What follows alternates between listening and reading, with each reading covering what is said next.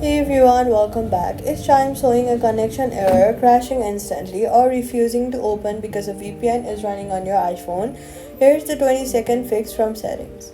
Chime automatically blocks connections from VPN addresses as a fraud prevention measure for your banking session. This means if any VPN is active on your iPhone, even one running quietly in the background, Chime will crash, fail to connect, or show an error every single time. Here's how to turn it off completely. First, go to your settings app and then scroll down and go to general. Then scroll down and tap VPN and device management.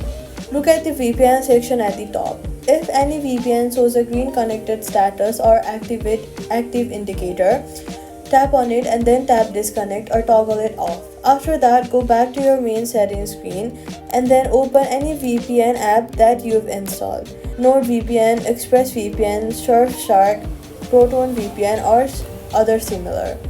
Make sure that they are fully disconnected, not just paused. Once all VPNs are genuinely off, open the Chime app and it will connect and load normally.